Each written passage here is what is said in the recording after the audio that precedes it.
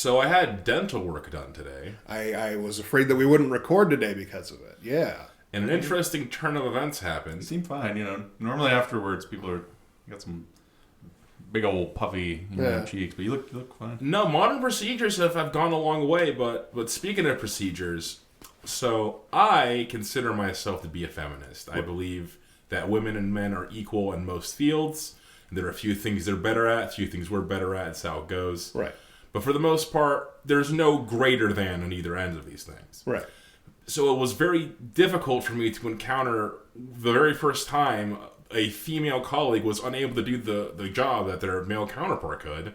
According to the dentists themselves, they were just unable to do it. They were just unable to do it. And it's not because she was a woman. Let me be What is clear. the problem here? Yeah. The problem being not enough forearm strength. Apparently my bones are too fucking dense. So she wasn't able to yank my tooth out properly. And so that shit shattered and they had to do a whole bunch of extra work. And I was supposed to get 2 teeth yanked out today. And they only did the 1 because she said, and I quote, "I'm not strong enough to pull your other tooth out. We have to get my male colleague to do this." I mean, you don't go into dentistry thinking I should make sure I'm as strong as possible. Yeah, no, 100%. It's a strange thing. It's a strange problem to have because. But that thing was on there. Apparently, I guess I'm built different, dude. Shit. He's got Superman bones. There's at least one guy though, who had to have. Yeah, that was his goal in dentistry. Yeah. So I'm gonna have the world record of just yanking those out. I'm Mr. Tooth. He has his grip on his forceps. There's like a grip strength measurer on his fucking equipment about how he's gripping it. He's doing training every day where he has his pliers that he's using to pick up giant kettlebells. He's like,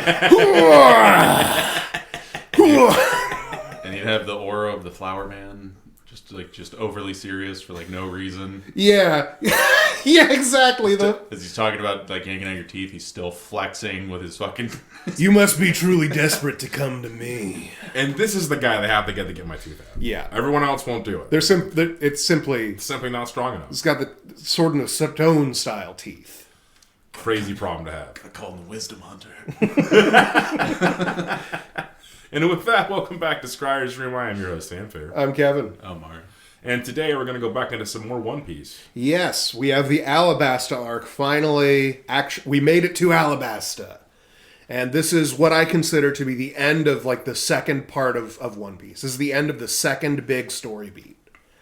And as far as when you're working on your sequels, I feel like examining the second half of them getting onto the Grand Line all the way up through Alabasta, they nailed it. Because this is still a very contained, solid continuation sequel piece. The next logical step. Yeah, exactly. Because most the best advice you can get for writing a sequel is identifying what works in your current work, and then what is the next step for those things to take. I think we talked about it briefly a while ago about Die Hard. Die Hard 2, he couldn't then just now also the cops believe him. Right. No, otherwise it wouldn't be a Die Hard. Yeah. In fact, the cops have to extra not believe him, and there has to be even more going against him for him to die harder. Yeah, fair enough. That is how Die Hard works. That is the formula. By the last Die Hard that I saw, the bad guys hacked the U.S. government, were firing drones and helicopters and things at him. It escalated. Yeah, that was a great where it was right before the 2010s, right? Yeah, when that came out. Yeah, and it was just fucking. Man, they tried to make hacking seem like it's all powerful, wizardry, but they made it sorcery. But they make it seem as though it's you got to have a crack squad of the baddest dudes on the internet or whatever the fuck. The baddest dudes on the internet. It was just silly. Remember the Warlock? Yeah. Kevin Smith. No, I'll never. Was it him? Yeah. Holy shit. Yeah. Okay. Well, I wasn't really familiar with him at the time, but damn. Specifically his line when he calls him up because there's just well, how do we know which one's his house? It'll be the one with the lights on. Yeah. And then he does the web whatever the fuck Skype call. And then the warlock, he was just like, I'm rocking 3 generators just to keep my setup going. Yeah, my CC, I think he called it, his command center, going. Yeah, God bless. And that was just such like a. But they also had to get a dig in at hackers by making it so that his secret base is his mom's house. Yeah. Got to keep it historically. Yeah, we don't want you to respect this man too much. Yeah, this guy who can single-handedly interfere with like governments. Yeah, the entire like FBI database or whatever the fuck it was. Yeah. Yeah. We still have to make sure he's a loser compared to our boy Bruce Willis, who has all the powers of being bald and just sort of talking like this. Yippee-ki-yay, motherfucker. Yeah. As if that's... Anything. Yeah. Yeah. Which, I mean, no hate on Bruce Willis, especially right now, he's going through a lot. But bless his heart. Even at that time for that movie, he was still already like old Willis. Yeah. Like he was twilight years were setting in for the film career. Point being, that's how sequels work. Things need to escalate further and further. And I feel like through the Alabasta Arc, this is the perfect segment of escalation. Where last we left off, we had gone through Little Garden and Chopper's Drum Island. Chopper's now with them. And the very next thing that happens is they are going to Alabasta because they get informed. By the way, there's like a newspaper system that like will deliver to pirate ships in the ocean. Oh, yeah. What? This is actually pretty important. What do they do? Seagulls or some shit? Yeah. Literally seagulls? Human intelligent seeming seagulls who have... I said that as a joke. They've got like little goggles. I said that as a thing I'm doing to be fun. Oh, wouldn't it be funny with seagulls? With seagulls. It's the worldwide like press. Like, there's a worldwide press run by a man who like lives in a giant airship. Oh. And he just has a newspaper that, I mean, like... As you do. Yeah, they're on the Grand Line. You'd wonder why seagulls, but it makes a lot of sense. The sea, that's why. Yeah, the sea. Seagulls, sea. But, like, they bring Nami a newspaper, and the newspaper is also, like, the plot-relevant news section. It's not just a newspaper. It's, like, specifically there's a section that it's like, this is going to matter to you. Because they're like... funny.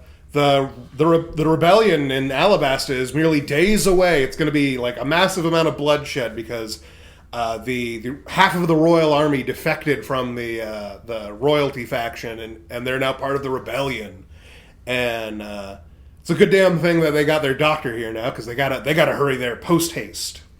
And as they're sailing, there is a massive like cloud of steam on the ocean rising up, and Nami explains like second grade science to the boys because she's like, that's where new islands come from. They don't like fall out of the sky or anything. And Luffy's like, wee wee.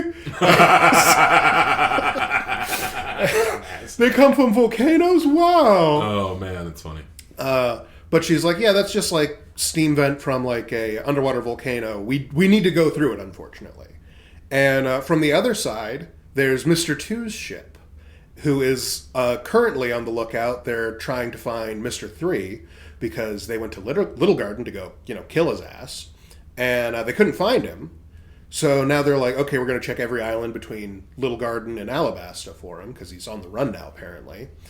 And they're like, oh, there's a big steam cloud up ahead. What do we do? And he's like, go right through it. It'll be fine. And he's like standing, ha, on the mast. And as they're passing through it, their boats almost hit each other, but they don't see each other at all. Oh, wow. And there's screaming and chaos, and then the Straw Hats come out the other side, and Mr. 2, Bon Clay, is just sort of like clinging to the side of their vessel, like, please don't let me fall in the ocean, I can't swim, devil fruit powers! And they bring him up, and importantly, Vivi and Sanji are inside right now. Okay.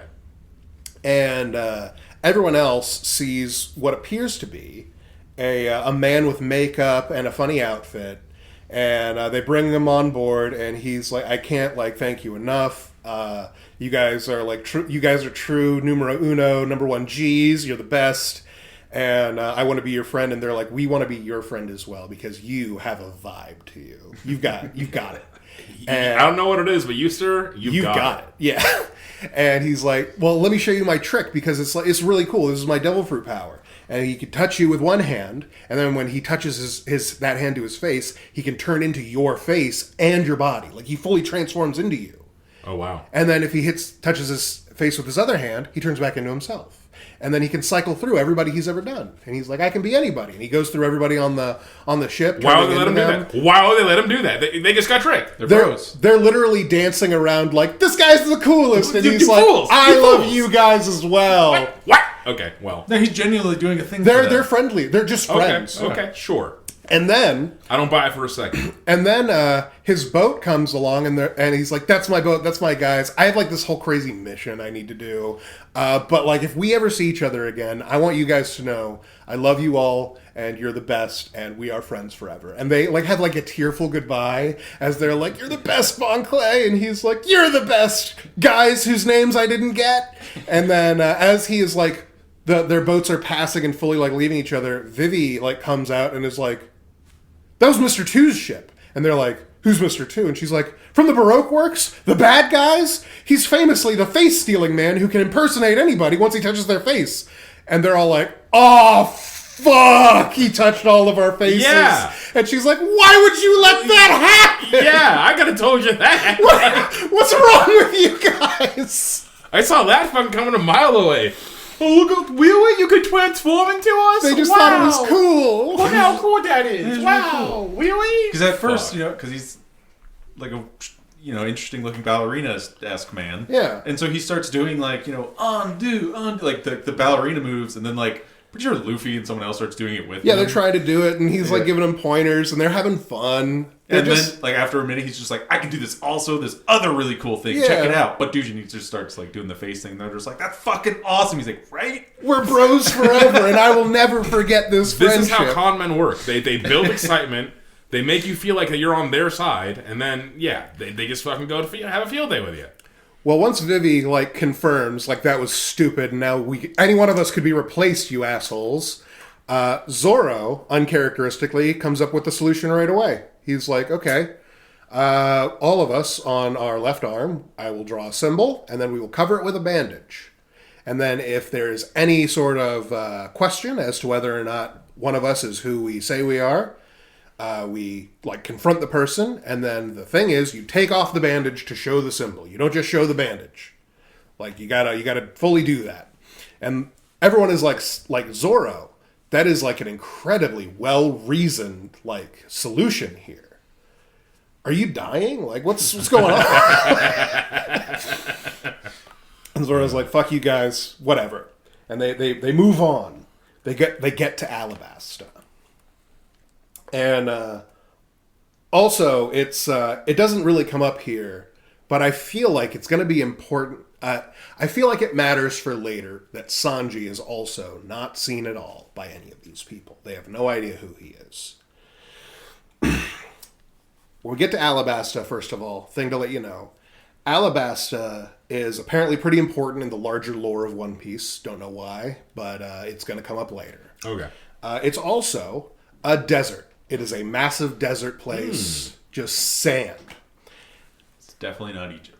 It's not Egypt. It's the get it out of my head? Yeah, so get that out of your head now. Okay. It just looks a lot like it. Oh, okay. There's also, like, the Royal Guards are specifically guys who have, like, the zone devil fruits to turn into animals. One of them is a falcon, and one of them is a jackal. And this isn't Egypt. No. So No Ra, don't no worry Anubis. about that. Yep. None of that. Totally different.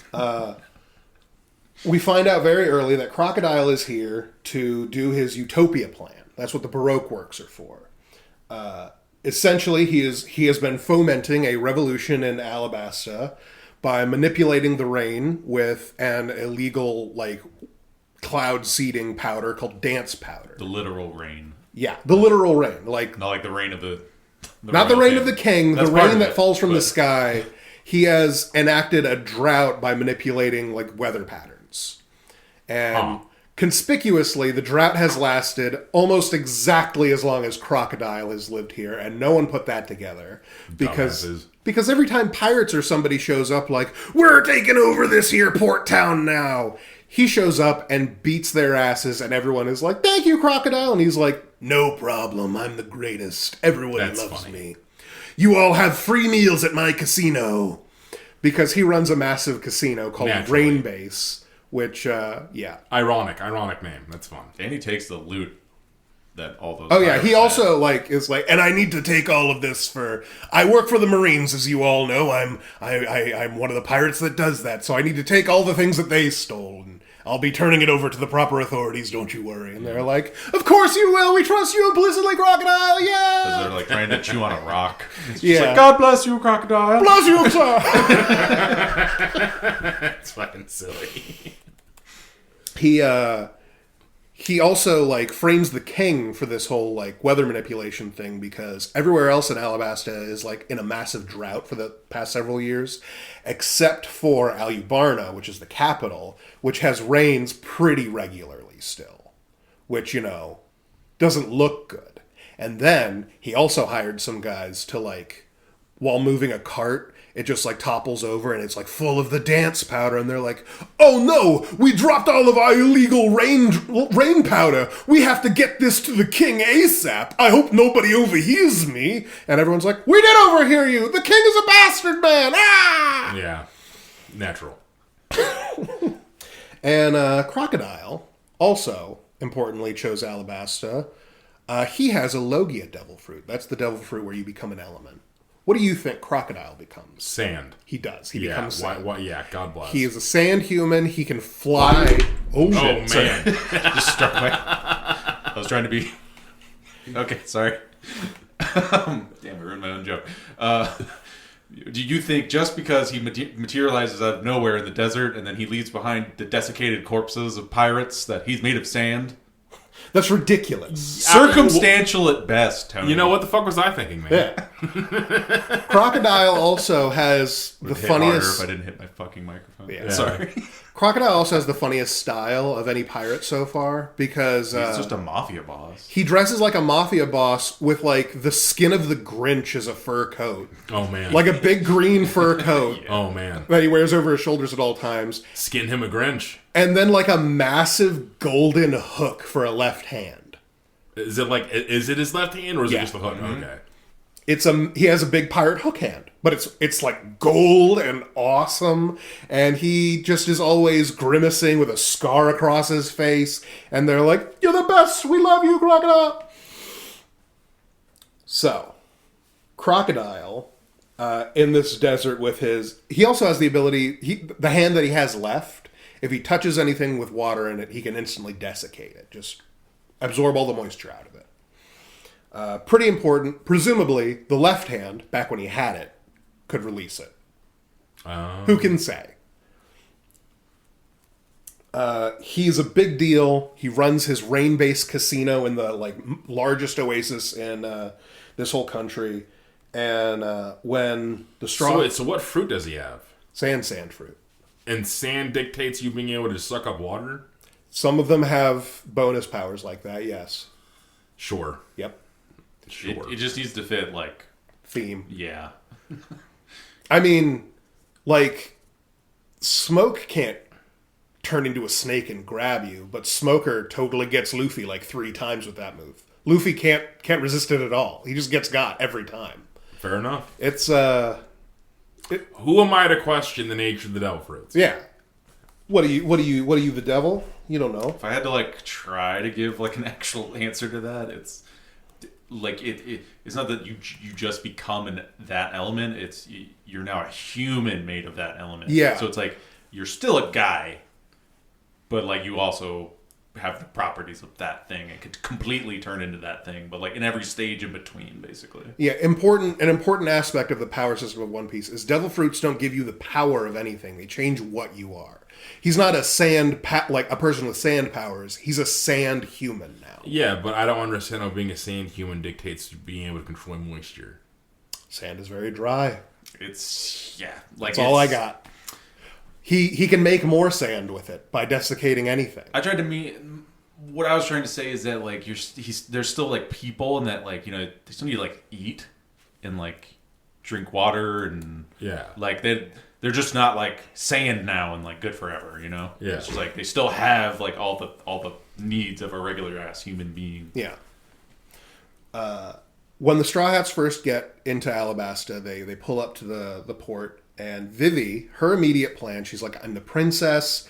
I'm going to go to the rebel base up in Yuba, and I'm going to tell their leader, don't do your rebellion, because this is all a big misunderstanding, which she thinks is like a pretty reasonable plan for reasons she doesn't quite divulge yet.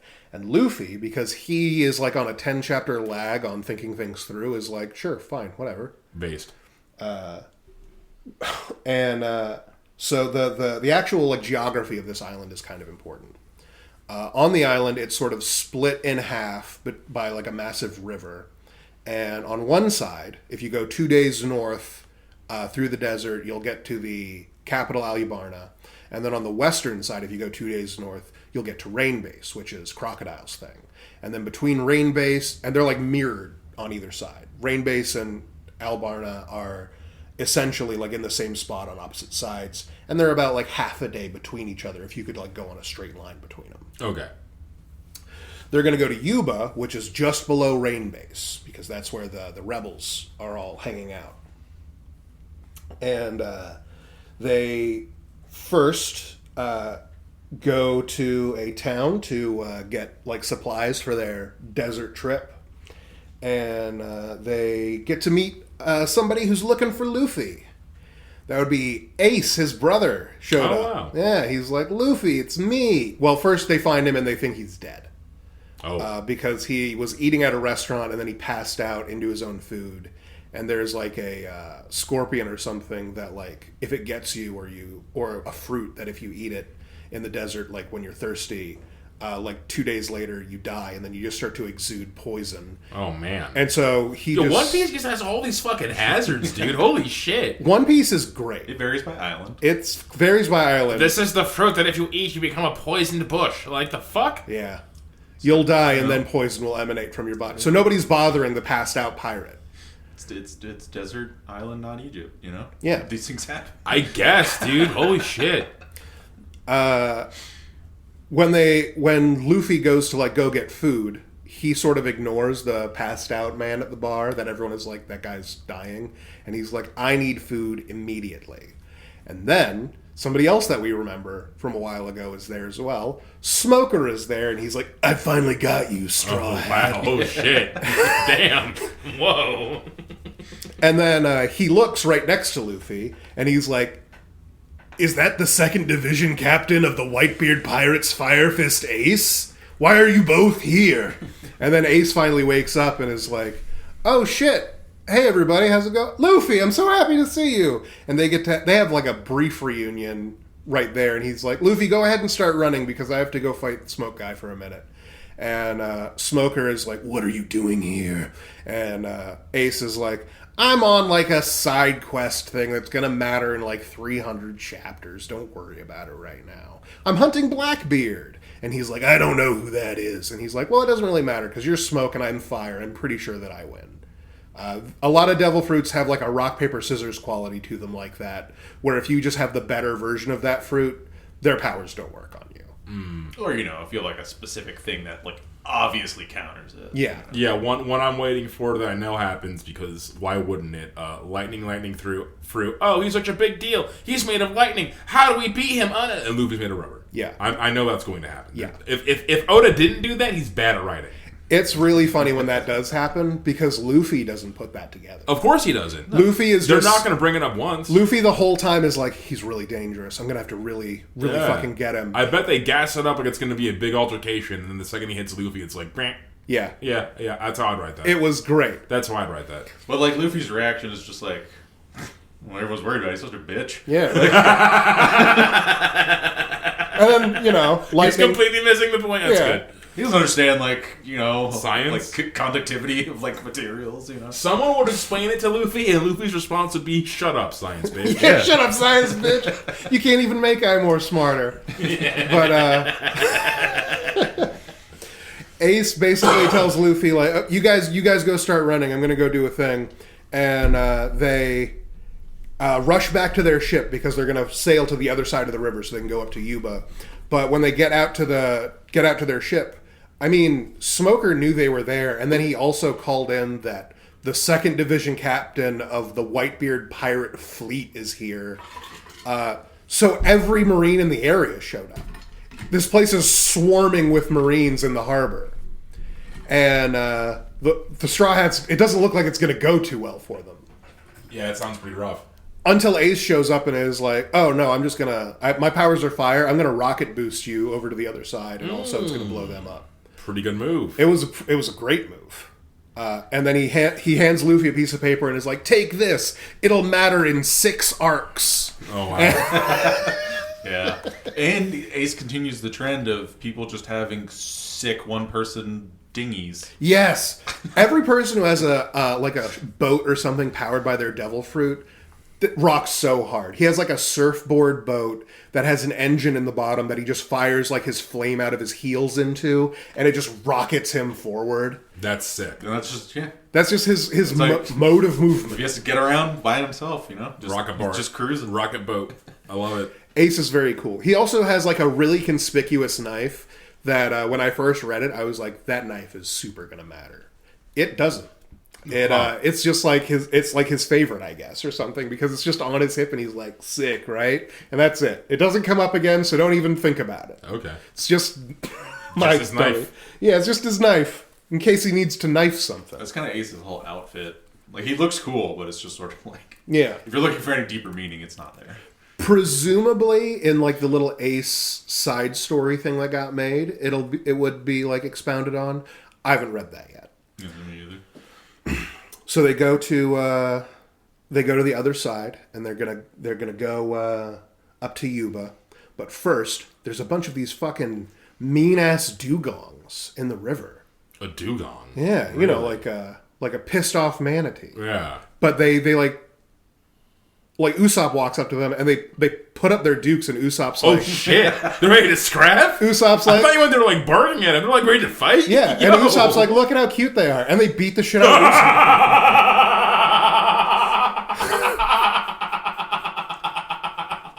They're called Kung Fu Dugongs.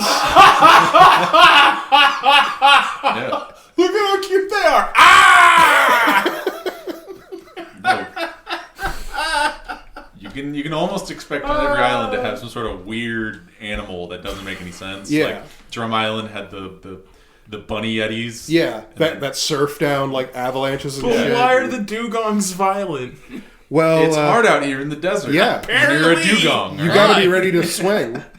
So Luffy, because he's like, you don't get to beat up my friends, punches like the head dugong down, just like beats him up real fast. Oh shit! The moral of the story, children, No, is wait. that you gotta stay ready so you don't have to get Tony, ready. wait, I forgot about this. It gets better. So Vivi is like, wait, you can't do that. And he's like, why not? It was actually easier than I thought. Usopp made them look real tough. And she's like, no, they are really tough compared to like a regular guy. But if you beat them up, then now they're your disciples and they'll follow you. And we're going into the desert and they're water creatures. And he's like, that is a problem. And so he turns to them and he's like, you all need to stay here. And they, being dugongs, they don't speak Japanese. No. They just sort of like do some karate moves at him, and he's like, that is pretty sick, and I do love you guys. But you need to stay here. And this is where we get Chopper reveals that, by the way, you guys didn't ask, but like I'm an animal. I can talk to them. Does he just speak animal? Yeah. That's racist. I don't like this. Not all animals speak the same language, Oda. That's very bigoted of you. He's also a genius. He's a genius animal. Okay, I can buy that Chopper is fluent in all animal because he's a genius. Yeah. I'll buy that. But, Also, the animals are a tad more intelligent than you expect. They them to are. be. In fact, These are kung fu. They do. dugongs. well, yeah, but a reindeer shouldn't speak dugong. I don't think. But whatever. There's also a camel with a lot of attitude. yeah. He only lets women ride him, and so Nami and Vivi hop on his back, and they're like, well, hurry up, boys, and everyone else is carrying the shit. They're like, you guys are kind of being assholes right now. This is a desert. But, And then meanwhile, Chopper translates for this camel who's really cocky Yeah. and an asshole. Yeah. It's pretty good. But Chopper tells the dugongs, like, you guys have to stay here. You'll die in the desert. Don't worry. He's not abandoning you. And the Dugongs say that they're willing to listen to this because they can tell everyone else on board is also Luffy's disciples, which makes them brothers. To which Usopp is like, I don't know that I agree with that interpretation. Shut up, brother disciple. Yeah. Before we beat you again. So they go up, they leave, and they are now headed to Yuba, and that is where they meet the camel. And there's a bunch of animals in the desert who... One Piece does a thing that I don't see in a lot of other things very well, which is a casual bastardry that like you don't get to see in a lot of things. Like there are these birds that Luffy saw, like a bunch of birds were just like dying in the desert, and he's oh no, Chopper will know what to do. And so he drops his bag so he can like run real fast to go get Chopper, and then Chopper's like, well, let's go, and then Vivi's like, well, they weren't like crane-looking herons, were they? And he's like, that's exactly what they were. They were beautiful. They looked so majestic, and they were so sick. And she's like, they weren't sick at all. They're just assholes. Those birds, everyone knows that those birds will lie down and pretend to be sick and then steal all your shit. And then Luffy turns around, and they're just drinking all the water that he brought. Oh, man. And he like tries to chase them, and they're so fast. They're not sick at all. They're so healthy. Bastard. So they lose basically all their supplies, and when they finally make it up to Yuba, thank you. They find out that the rebels, in preparation for their attack, they moved their base. It's actually back at that first town you were in, and they're like, "Are you kidding me right now?" And they do the math real fast, and Vivi is like, okay, nobody panic. We can still make it there. We're going to have to really rush it, and it's going to be hard, but I can still make it there, and I think we can stop them. And Luffy, at this point, has his brain lag is caught up, and he tells her, no, we're not doing that. That's stupid, actually. And she's like, Luffy, you don't understand the complicated geopolitics and he's like, I don't think you understand, because the situation is... I was told that Crocodile is a bastard-ass dick, and I am going to go beat him up. And if any part of your plan involves abandoning that goal, you're not going to save your kingdom. Like, he's the one that's doing all of this. It's a whole fucking thing. And they have a bit of a disagreement, but she comes to the conclusion, you're right. That is what we have to do. We have to go stop Crocodile, because Crocodile is the one that's causing all of this. Yeah. And so they, instead of diverting all the way back and maybe making it there, they definitely can make it up to Rain Base. And, they head over there, and they end up causing like a small riot because they're like, okay, we're going to like storm the casino, and then Luffy's like, and that's when I'm going to get his ass. And then immediately... Smoker is already there because he has a motorcycle powered by superpowers, and he can get places really fast.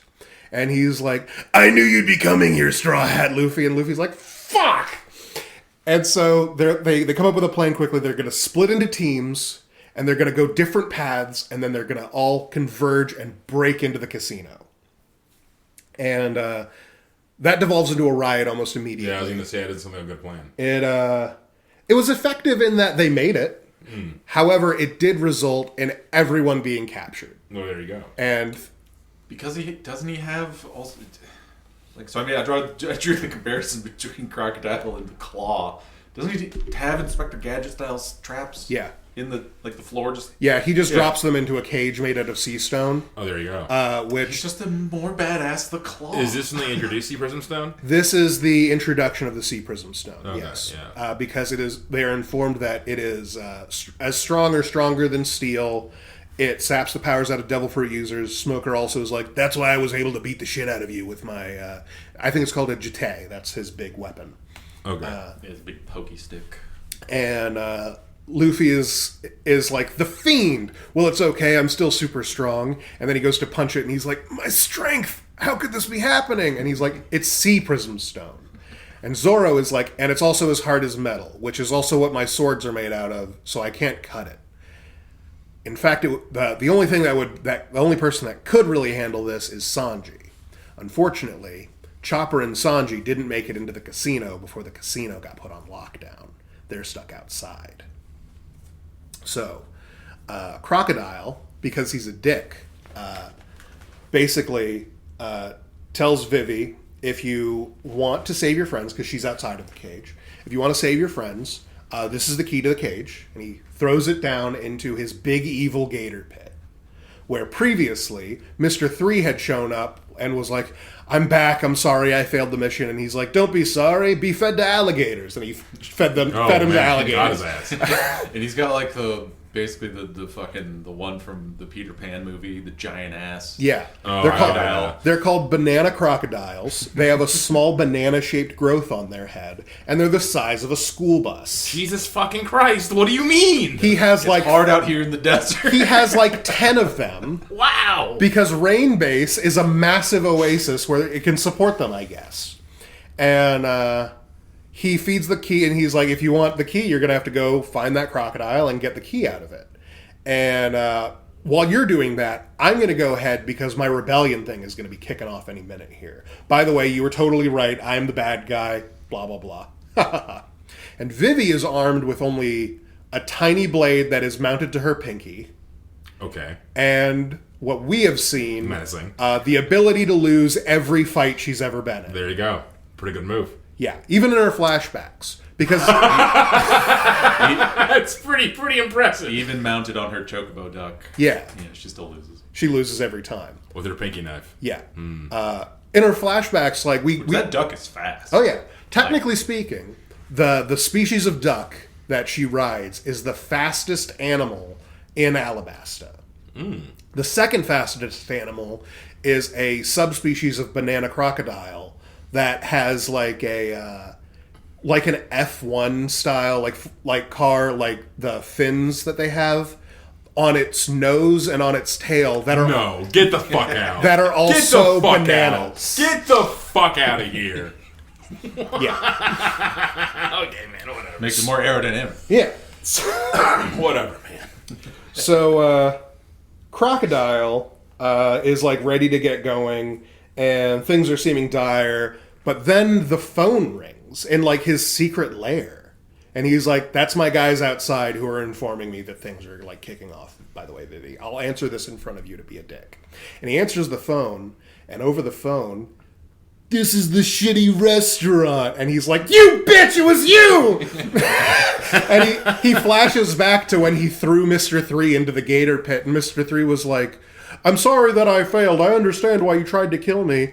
But, like, I never said that I, like, succeeded. And he's like, a common lie! Throw him to the gators! And then he's realizing, like, the other guy said, welcome to the shitty restaurant first. It was you the whole time. Who are you? Who is this? And he says, my name is Mr. Prince, and I'm beating the hell out of all your guys. And he's like, what? Uh-oh. And you hear, like, a gunshot. And then a guy's like, I got him! I shot Mr. Prince! Please come outside and collect his body, Mr. Crocodile! And he's like, all right, that's what I like to hear. He hangs up the phone and he's like, fuck all of you who keep fucking up my plans. I'm out of here. Nico Robin, let's get going. And she's like, call me by my fucking code name. What's wrong with you? And he's like, Miss All Sunday, fine. And they leave, and he goes outside, and he sees all of his guys have been beaten essentially to death. And there is a guy who just turned the corner. And then he like picks up one of his dudes, like, who did this? And he's like, Mr. Prince, he made us say that we got him, but it was a lie. He just left. And he's like, motherfucker, I'm gonna go get this Mr. Prince. And he's like storming off. And then we get to see the flashback of Chopper turning into his big human form, beating the hell out of a bunch of guys, yelling, I'm Mr. Prince. If anyone asks, Mr. Prince did this. And now I am away, and none of you are allowed to follow me. So don't you follow me. And then he walks what I would call followable fast away. Yeah. And Crocodile turns the corner, and then Sanji, seeing Crocodile is left, walks into the casino. Because he was there the whole time. Yeah, there you go. Chopper, once he has turned the corner, goes from being his giant form to being a tiny little guy. Very cute. And walks right by Crocodile, who is like, where the fuck is this guy? He was right there. Yeah, he was.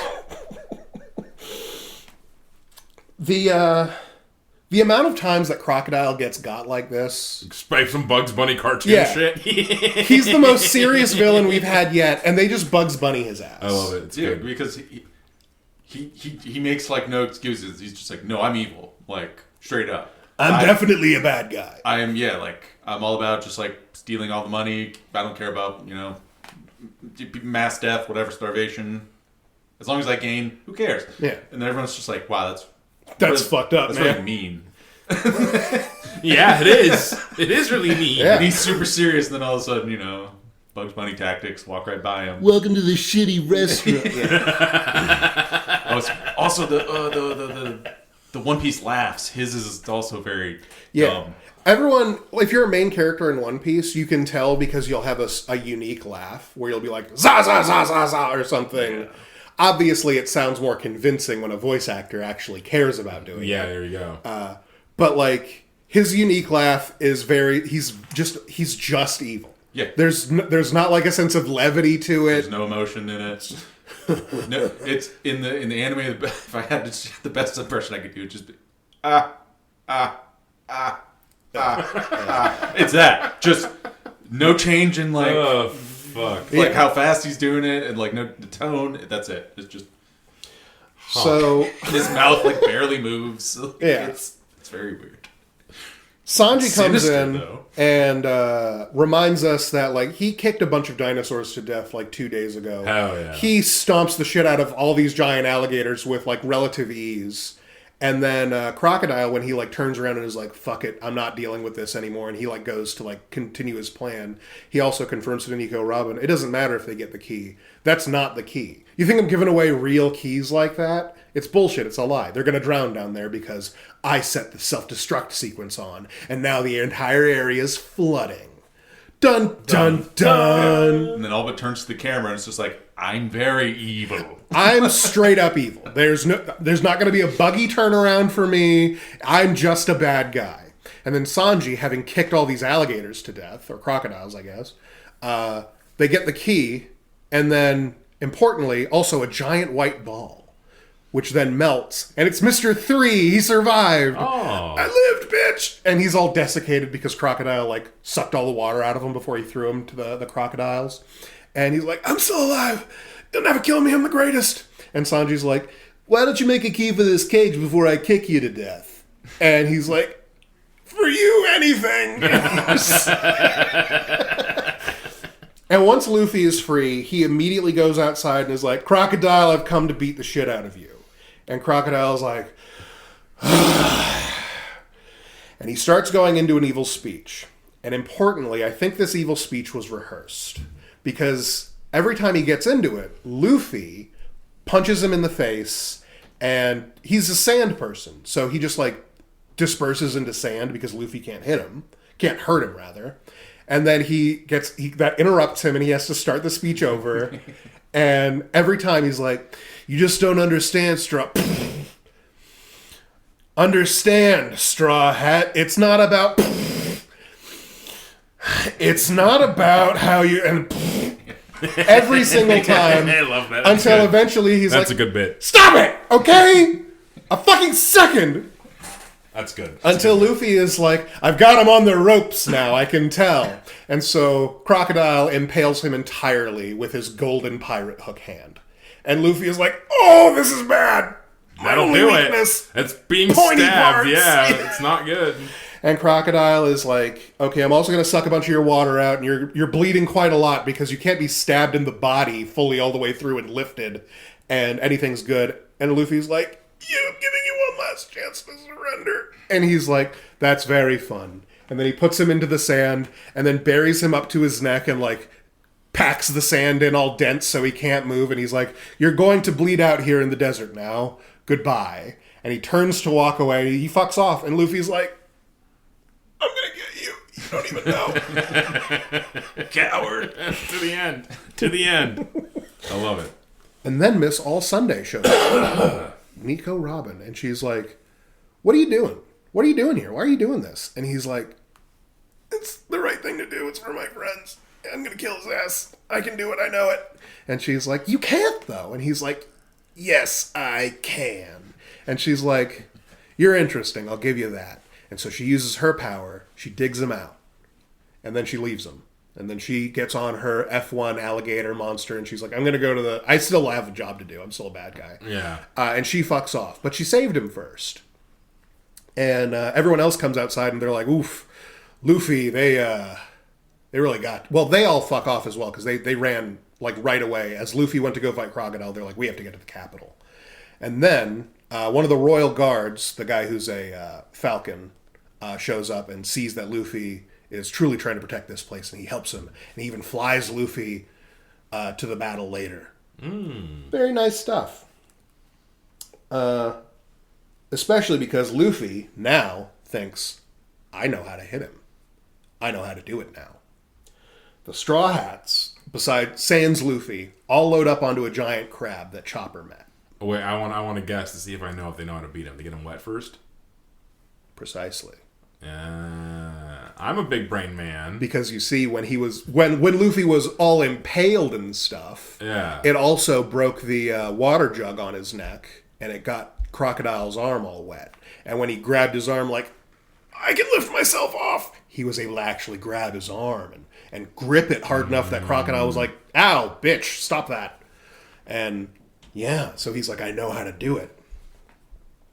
The other Straw Hats get onto a giant crab that Chopper met. And so I'm still not over the fact that Chopper can just speak all animal. That is such a useful plot device, because now they're riding giant enemy crabs. Yeah. Unfortunately, it seems that he can only really connect with animals that are some flavor of weirdo. Because the only way that this is, by the way, this is not like a crab that's like domesticated. This is a wild crab that everyone knows if you find this crab in the desert, it's too fast to outrun and it will kill and eat you. Yeah, the giant enemy crab. I did not stutter. However, Nami was able to flash her tits at it, and then it was like, bet, get on here. No way! Yes. Did she really flash her tits at the crab? Yes. Is that what got the crab on their side? Yes. I guess the crab is based, but I don't like that. The desert out, the animals... The camel, the crabs, they're just... Importantly, Chopper does make it known that the other lonely. crabs think that this crab is a freak as well. Well, I mean, he has to be a fucking pervert. Yeah. They all get onto the crab. Unfortunately, the main problem, that straight line that they need to take to get to the capital, Alabasta, in time, there's a river in the way, and this is a desert crab. It can't swim. But with the power of being flashed titties, it's going to run on the water. And they're like, yes! Oh my god! And then it starts to sink pretty quickly. Can't be real. It wasn't. They sank. There you go. The crab immediately was like, no! And then they're now all almost drowning. It speaks more that he tried anyway. Yeah. Like, through the power of Booba, I too can run on water. But how will they make it across the river now, Tony? How? Well, they have some friends in this river, you see. Fellow disciples. Oh, the Dugongs! It all tied back in! It all ties back Wow! Who take them all the way across, and then they call the Duck Squad. And the Duck Squad shows up. Remember her Chocobo Duck? There's a whole team of other ducks that each have their own unique character designs. And they're like a Sentai team. Yeah. That's so good. That's great. The Sentai Duck Squad. They have like Gurren Lagann sunglasses too and Yeah. shit. Like it's Hell yeah. They each have their... yeah. One Piece is great. Great character design. I know you need to get past the art style a bit, but I think it's really enjoyable. But it's like That each one sounds of these fun. ducks is like pimped out like they were a lowrider, you know? Yeah. Like, it's pretty sick. I'm not saying, but it's also really funny. That's good. So they get to the capital, and all of the elite members of the Baroque Works are like outside of the capital to make sure that people the Straw Hats don't get in there beforehand and stop the whole rebellion, because the rebellion's about to fucking happen. And everyone gets separated to go to the different entrances of the place, and each of them meet up with and have to do battle with a different pair of Baroque Works elite agents. There's a lot of fucking shit that happens in this fight. The Alabasta final conflict is a lot. I'm not going to go into all of it, but there are a few things I have to touch upon. First of all, Usopp and Chopper fight Mr. Four and Miss All Christmas. She is a mole person. He has a baseball bat that he hits baseballs that are bombs at you. Wow. You know what's throwing the baseballs, Tony? A thing that has haunted me ever since it first came up. He has a big old gun on his back that's also a dog. What? They fed the gun. So first off, Chopper's like, I didn't know there was a gun devil fruit. And they're like, don't be stupid. We fed the gun a dog devil fruit. What the fuck do you mean they fed the gun? Great question. Dr. bullets? Vegapunk came up with it. And so that can happen. An object can be imbued with a devil fruit. And Chopper all but turns to the camera and is like, I wonder how they did that. I hope you're not wondering, because we're not going to talk about it, ever. We're over 1,100 chapters in. It hasn't come up again how this happens. Well, there you go. It's come up again, though. Yeah, there's another guy who has one. There's probably one or two more. God damn, it pisses me off. I want to know so bad. That one's a sword, though. That one's it's an elephant that's a sword. That's the next one that we see. So much more reasonable. Yeah, of course. What the fuck do you mean the elephant is a sword? Wait, the sword is an elephant? The sword is It's an an elephant. elephant, yes. Yeah. All right, man. So- You guys get me into it, and then I slip again. It's like, okay. You could make an elephant into a sword elephant if you fed an elephant the sword fruit. But, if there's a sword fruit. but this is a sword that's been fed to elephant. Yeah. Which, Very how different. do you feed a sword? Well, we don't Dr. know. Vegapunk did it. Who is Science. the head science man of One Piece. You know what? Just move on. Yes, we're moving on. Yeah. Sanji fights Mr. 2 Bon Clay. Sanji didn't get to meet Mr. 2, and I believe it's so that the initial encounter wouldn't end with Sanji revealing he's a virulent homophobe, generally. He immediately is like, who are you, you freak with makeup and all of this? And Mr. 2's like, whoa! The rest of your friends were really cool. And he's like, all right, well, maybe if they like you, I can like you. But get out of my way. I got a whole thing I need to do. And he's like, I actually need to kick you to death. And Sanji's like, kicking people to death is my specialty, actually. And they have a cake fight? And they have a big kicking fight. Oh, yeah. Because so his reaction is like, you're hating me for all the wrong reasons. Yeah. It's like, no. I'm about to kill you. Hate me for that. Yeah. But like, this is I'm just... about to kill you. I personally was involved with the fomenting of this revolution by turning into the king and then, like, declaring to everybody, like, I'm going to kill all the people. I'm so evil. Like, there's tons of reasons for you to not be on my side. Me being, who I am inside isn't one of the reasons. Just like real homophobes. Yeah. Well, and then Sanji basically has to be like, okay, yeah, fair. Yeah. He Let's comes fight. Like, yeah, let's do it. Like, by the end of it, genuinely, Okama Kempo, by the way, is like a combination of ballet and mantis-style kung fu. Hell yeah. And it's actually pretty sick. He's I just love wearing a Mantis hilarious style. outfit. I love Mantis. no, it looks really silly, but then he hits a wall, and you're like, and Sanji's reaction Is, oh, fuck. Because even Sanji is like, I don't know if I could do that by kicking that wall like that. So it's like, because he does ballet kicks, he kicks with the point of his toe, and it's a Yeah. spear. It goes right through. Yeah. And he's like, that point. is fucked.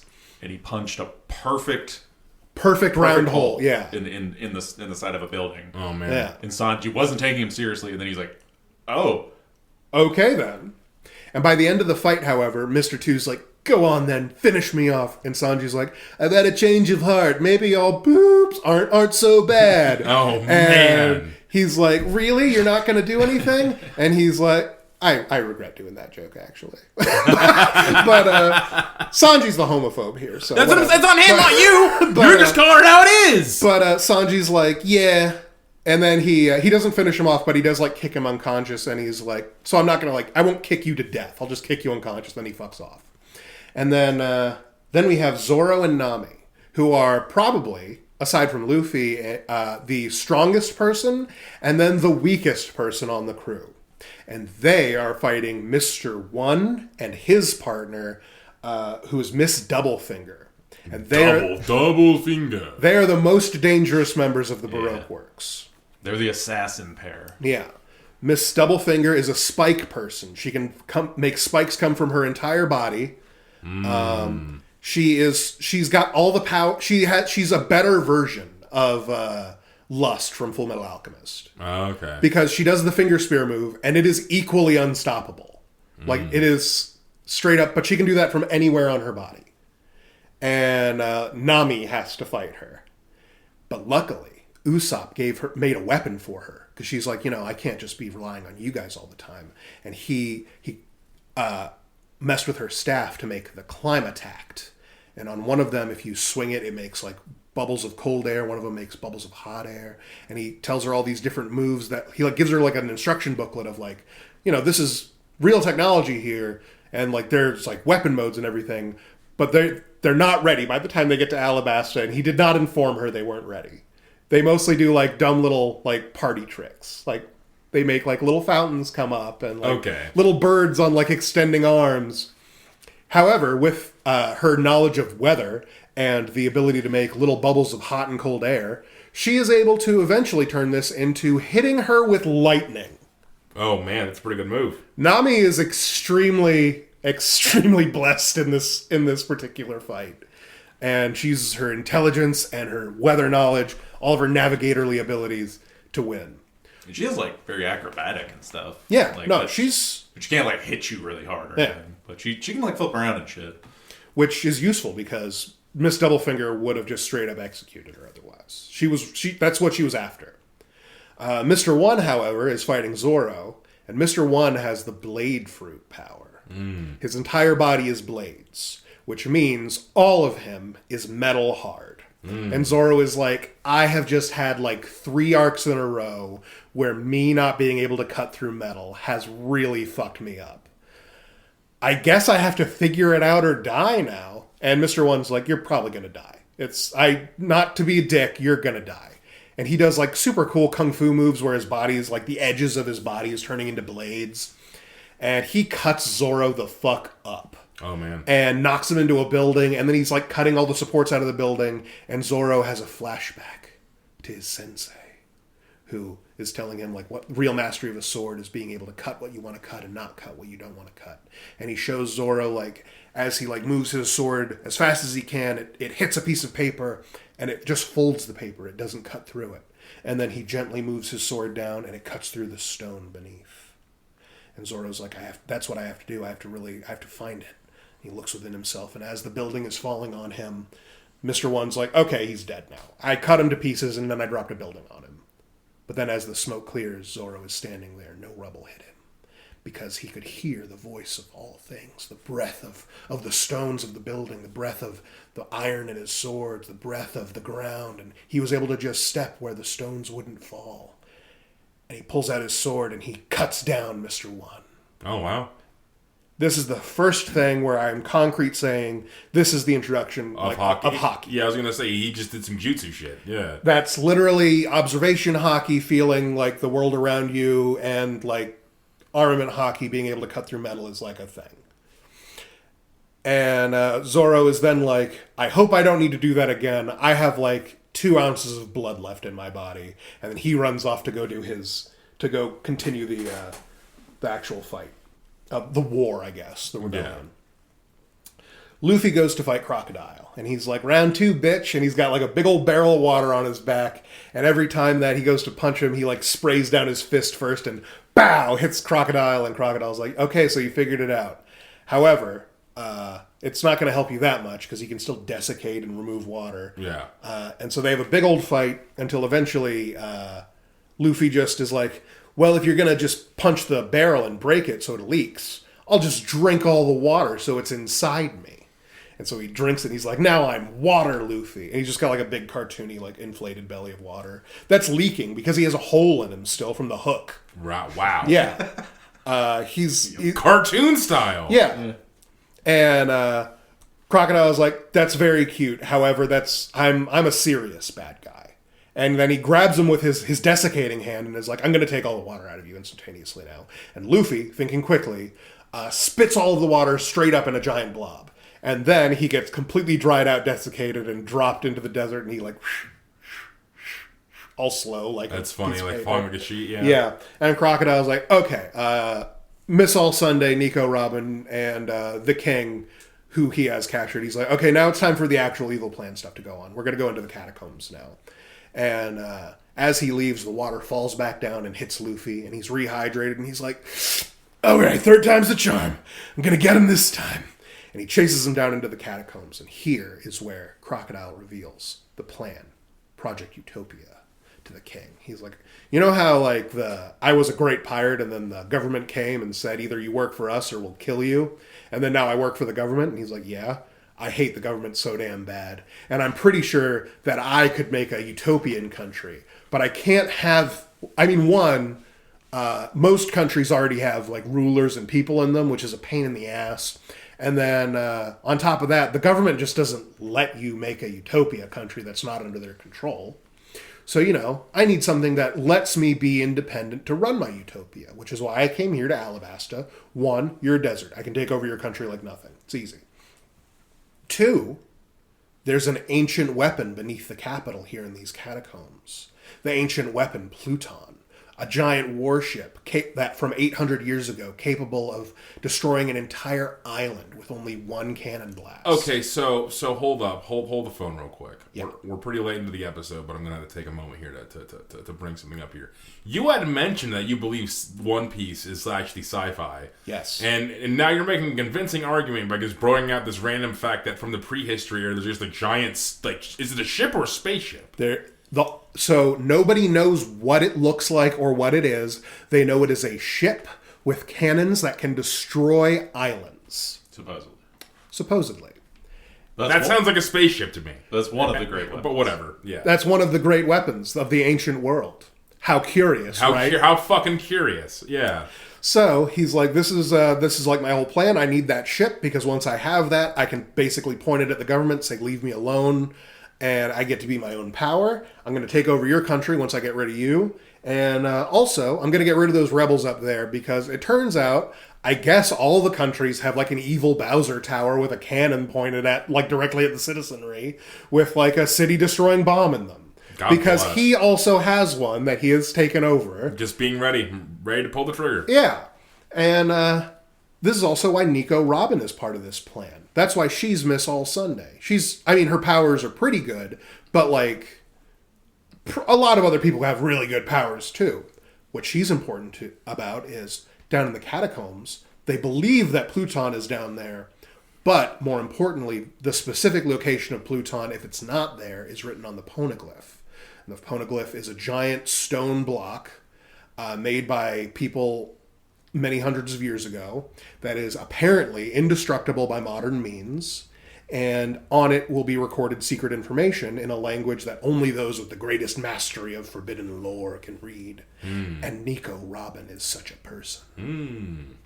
Forbidden lore. And he's like, do you know where the weapon is, king? And he's like, no. When they made me king, like my dad brought me down here and showed me the poneglyph, but I can't read that shit. And I certainly don't know if there's like a giant ship or anything down there. I would have brought it out to shoot at you otherwise. And he's like, that checks out. What's it say, Robin? And she starts reading off like a bunch of like historical things of like, this guy left this office on this day. The crops on this day were really bad. And the rain on this day was like this. And he's like, yada, yada, yada. Get me to the part with my giant like weapon. And she's like, there is nothing about a weapon on this thing. And he's like, you're fucking kidding me. And she's like, I am not kidding you. This is a historical document. I'm very interested in it, and I would like to finish reading it, however. And he's like, well, go fuck yourself. That was the whole point of this. I don't care if you want to read it. You're pointless now. All of this has been made redundant. I'm just going to take over this country regular style. And that is when Luffy shows up like, I didn't hear no bell. God bless. And Crocodile's like, you don't even have any water anymore. You're basically done. And then Luffy punches him in the face because the power to hit Crocodile was inside of him all along. Blood! I've been bleeding this whole time from my gaping chest wound, and I just covered my fists in it. Now put up your goddamn dukes, Crocodile! And Crocodile, sick of this shit. Yeah, convincingly so. Yeah. It's just like, I finally get to do my villain speech, and then it gets ruined because what I wanted wasn't on the thing, and now you showed up and hit me in the face, you little shit. Yeah. So he pulls the gold plating off of the actual hook end of his hook hand. Oh man! Revealing a metal regular hook that is inundated with poison, venom from a scorpion that will paralyze you within minutes. And Luffy is like, I ain't scared of you. He goes to punch him again. He hits him in the face, but Crocodile like gets his arm with the hook. And Yeah. he's like, all right, well, I've got you now. You're done. And Luffy is like, I can't feel my arm. That's good. I needed another source of blood for my fists. And keeps beating the shit out of Crocodile while his body is going numb.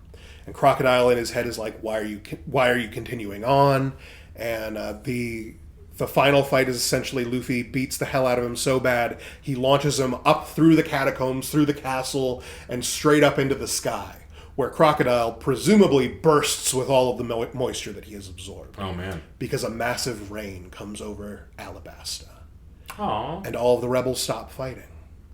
And the truth has come out because Vivi has finally reached the rebel leader and has explained to them everything that's going on. And also, importantly, I didn't mention it before because it's not that big a deal. She's childhood friends with the leader of the rebellion. Yeah, you had foreshadowed that. Yeah. But you just didn't bring it up yet. He is one of the many people who she has lost fights against. She loves it. Fortunately for her, every time she loses a fight, she gets another ally. Wholesome. But the rebellion has ended, and Crocodile has been defeated, but the Marines are still there. Because there was like a rebellion, but also Smoker was like on their tail the whole time. But he tells all the Marines, let the Straw Hats go. All the Straw Hats essentially pass out in the streets from their very difficult fight, and the Marines are like, oh, let's get them. And Smoker is like, there's nothing to see here, boys. Turn around. Aw, wholesome. He has to catch him fair and square. He's got to catch them fair and square. When all things are said and done, the Straw Hats are brought into the royal capital to rest and recuperate. And Smoker goes back to his ship where the word comes in that Crocodile has been arrested, but the government doesn't want the world to know that pirates are responsible for stopping all of this. So Smoker and his Lieutenant Toshigi are being given the credit, and to that end, they're being given a promotion. Oh. Which means that they need to return to the capital. Well, the base that they need to Yeah. And he's like, but we didn't do that. In fact, we technically committed treason because we assisted them in what they were doing against a guy who legally, we were supposed to be on the side of. Crocodile works for the government. We were supposed to help him. And they're like, well, the government's covering it up, and you guys are going to get promotions whether you like it or not. And Smoker's like, but if I have to go accept my promotion, I can't chase Straw Hat anymore. That's awesome. Thematically, however, this is the end of the second part, and everything that is set up begins to be paid off. Because Smoker started chasing them, believing them to be bad and like they're pirates and I need to do my duty. But in the course of doing his duty and chasing them, he found them to be technically on the right side of this. And the government was revealed to be the corrupt ones. And then compounding that allowed him to fail upwards. In fact, it forced him to fail. It forced him. He didn't even want to do He it. didn't. Some say his heart grew 3 sizes. Is that it? Great shot. That's awesome. Maybe all pirates aren't the same. God bless. It's a Christmas miracle. Presumably at this point, this is when all of the Baroque Works people get arrested by the Marines and sent to super prison, which we'll get to go see later. And then that's when we get to meet all of them again. Okay. Really do be super prison. Super jail. Yeah. Luffy ends up needing to be asleep for 3 days to nurse his impalement, poisoning, and multiple desiccation wounds.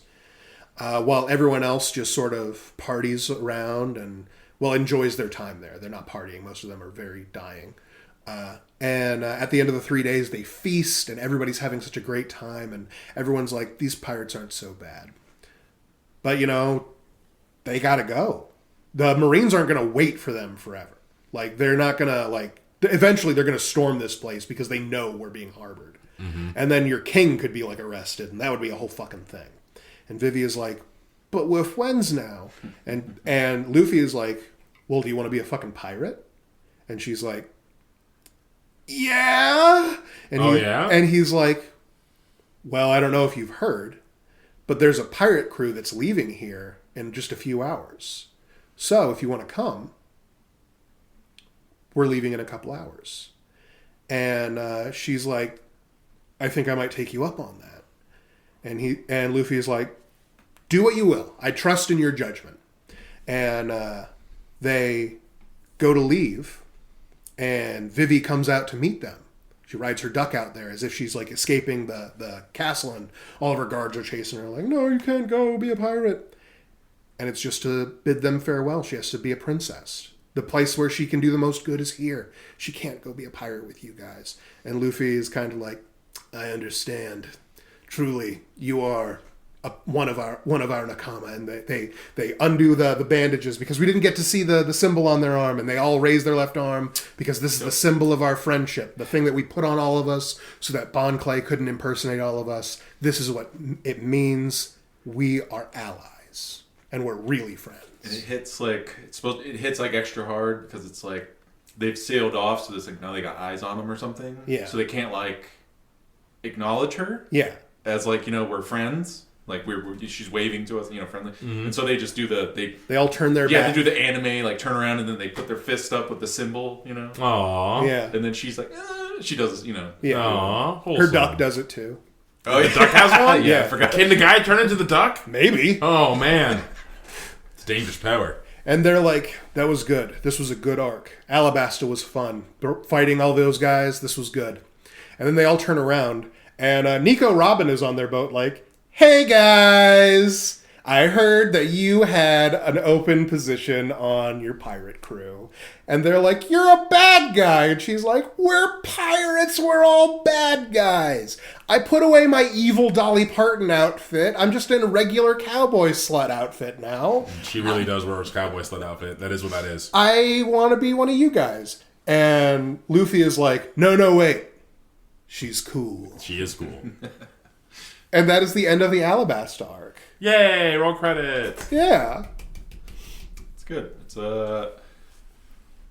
Kevin had his point. If you make it to what was it, the island, the Bounty Island or whatever. What are you talking about? In the Grand Line, where it's the one island. Oh yeah, the Whiskey Peak. Yeah, Whiskey okay. Peak. You yes. said about if you make it to there, and then you're not into it, then If you get through Arlong and you're not into it at all, that was it. then fair play, you don't have to read One Piece. If you make it through Alabasta and you're not completely sold, then I don't know what to tell you. Yeah, because that's my opinion. Is just like if you get into Alabasta and you're just not like fully taking you in, then it's hard to pitch from there. It might just not be for you. Yeah, which is fair. The end of the part 1 of One Piece that I consider for Arlong, and getting there is everything that's established there is built off of further, where we have more interesting creatures, more lore of the islands that we get to. We get expansion of the kinds of things that devil fruits can do, and the kind of powers that people can have, and also the payoffs of how involved in the government can goodness be, how much can pirates be involved without being just plunderers, and the emotional arcs of the friendship that they extend to everybody, and the actual perspective of what does it mean to be a pirate, what does it mean to be a marine, what does it mean to be a good person. All of these are expanded upon from Arlong to Alabasta, and I feel that's exactly what a part 2 should be. It's everything getting expanded on and setting the stage for even larger things. Because once Nico Robin was revealed with the ancient weapons and everything, and reading the poneglyphs, it became clear that not only is this about pirates and the government and marines, there's an entire world of mystery here that people are digging into, and it's going to matter. People are looking for things like the ancient weapons. And with that, we're going to end tonight's episode. Thank you so much for listening. If you enjoyed the energy of this content, go and give us a like and subscribe on YouTube. You can go and follow me on Blue Sky, and you can support us on our Patreon. I'd like to give a special thanks to our aspiring magus, Uncle Matty, our first Patreon supporter, and a super thanks to our fellow Scryers on the Patreon, MidniteGrimoire, GaryGoblino, The Greater Good Boy, and my mom. Wonderful. One last thing to bring up. I'm going to be taking a bit of a break from the One Piece breakdowns for a little bit.